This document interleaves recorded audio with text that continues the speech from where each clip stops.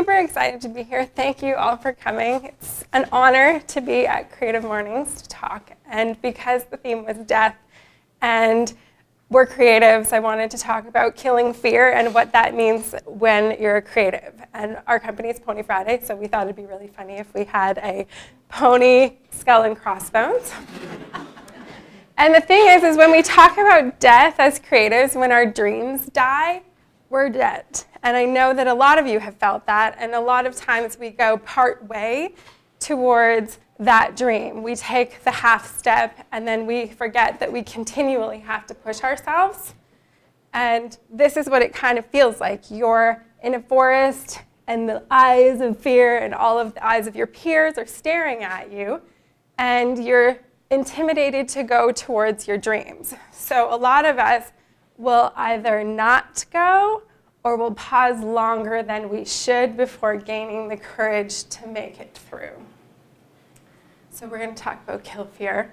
And I like to think about cats, because cats have 9 lives, right? So they can continually push themselves and they get to be revived, which is awesome. But if you think about fear, I think fear has 9,999,9,099 lives. Like, it's just like abundance. It's like infinity lives, which is hard because we can never truly eliminate it. It always shows up, and we always have to figure out how to conquer it at each moment. And every time we do something new, it comes up in a different way. And sometimes we mask it as other things, like anxiety. We say, oh, I'm really anxious about that. I'm not scared. I don't have fear. I just have a little bit of anxiety. But it's the same thing. And we say, we're pressured. There's too much pressure for us to do that. And so we don't, or we don't do it as well as we could. And then this is a good one. We all feel this. I felt this morning when I came here. And nerves are a big one for me. So I want to tell you a little story of when I was 12 and I was in a piano recital.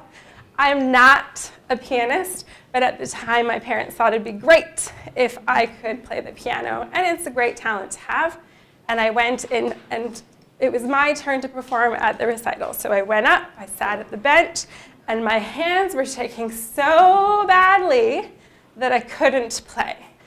And I cried, because that's what 12-year-olds do. And I stood up and I told the audience and the adjudicator that I couldn't finish my piece. Thankfully, the adjudicator commended me for not making them suffer through my entire piece as I couldn't play. But I reflect back on that moment in my life all of the time because I didn't push through the fear, and I asked myself why. And I wasn't passionate about piano. It wasn't for me. And so when I think about the dreams that I want to pursue, I push through that fear because they're mine, not something that somebody else wants me to do. And I think that when we own our dreams, we owe it to ourselves to push through those nerves and that anxiety to get to the other side. I want to talk a little bit about expectations. You all expected me to do a nice talk this morning, which is great. I'd like to live up to those expectations. But a lot of times we put expectations on ourselves that are bigger than what other people expect from us. We think that, say we're going to a potluck supper and they ask us to bring a dish. I started going to the grocery store and buying a bag of salad on my way to that potluck and saying, you wanted my company, not this fancy dish that I could have spent 2 hours preparing.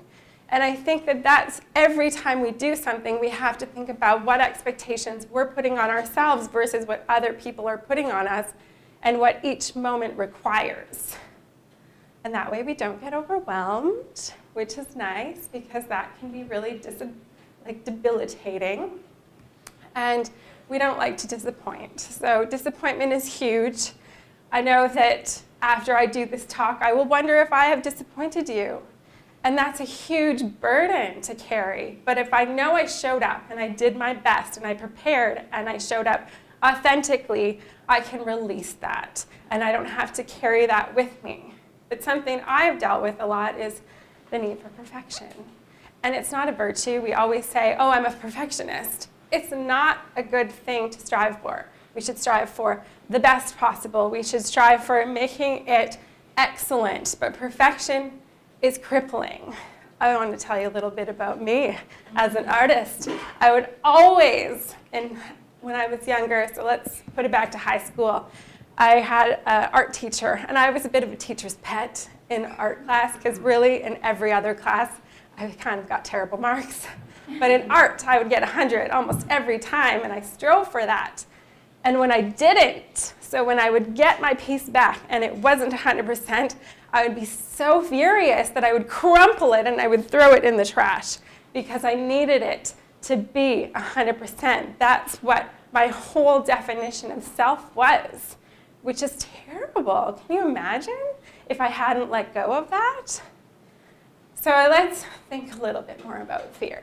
And when we're scared and we retreat and we close ourselves off, it's a really terrible way to live. Whereas if we did the opposite and we opened up to fear and we reached out, like, it feels very vulnerable to do this, but it feels very empowering because we're allowing ourselves to be seen and we're saying, hey, fear, like, what is that inside me that I need to deal with? What do I need to delve into to work through that little knot? What is scaring me? Because this feels terrible. And so we just kind of have to approach it differently. And often that means getting out of our comfort zone. So what are we doing that is keeping us in our comfort zone? A lot of people talk about how your daily habits define you. So are you doing something on a daily basis that pushes you a little? Is that selecting a drink that you want to try because it will stimulate your taste buds in a different way? Is it today going and talking to someone that you look at as someone that you aspire to connect with but are intimidated by their success or your perception of who they are? So what are you doing to get out of your comfort zone? So if this is your comfort zone, it's really tiny, and everything awesome is over there, which is a problem. And this is what it really feels like Fort Knox. You've got this huge chain link fence around you, and you can't get out. And if you go, though, everything awesome is there. You're like, great, I've got out of it. And as soon as you step out, you feel this rush, or at least I do. I feel a rush of anxiety. I feel a rush of, oh, let's go back because I was pretty good over there and this isn't really where I need to be. I mean, this morning I thought, what's the worst that could happen if I didn't show up? But really, and so once you get to everything awesome, everything even more awesome is somewhere else. And so you really have only got a little step. And I thought about making my graphics so that that circle kept growing, but I also find that sometimes when you leave a comfort zone, you're no longer comfortable there because you've created a new zone of comfort. So if you don't do the things that you now redefined yourself as your behavior, then you're not comfortable either. So I don't know if I subscribe to the definition of that your comfort zone continually gets bigger and bigger. It evolves and it changes. And I think that we have to be aware that we need it to evolve and change in the direction of our dreams and aspirations so that we don't get caught in a life that we wake up to one day and say, how did I get here, in a negative way. So we need to trust our guts. But there's more to it than that. I trusted my gut when I said, yeah, I'll do that talk. But then I had to have the guts to go with it. And that, to me, is separate, because you can think about all those things that you want to do, and you can say yes. But I actually know people who've won trips to Vegas and have always wanted to go, and they never went. They won the trip, they didn't go. It was too big for them. That, of course, is not anything that people in this room would not be able to do, but I bet we know somebody who's never left the province. There are people around us who we need to be examples for, not just in our creative communities. Like, if we firmly believe that everyone is creative, what example are we setting for our neighbors? What example are we setting for our kids or other people in our office that may not be in the creative department, or our friends. So I'd like to embrace discomfort. I think that we can all do that a little bit more, because that mountain seems pretty darn big. And when we're conquering it, we need to remember that it's for us, for sure. It's our personal dream. But it's also for others. And that mountain is huge. And this is what I usually think when I go to that mountain. This F means a lot of things to a lot of people. And to me, it usually means fear and failure. And I would really like it to mean faith and your future. You know, that can be a really positive thought. And every time we see this, and every time we feel that four-letter word that everyone was thinking of, that we can change our perspective.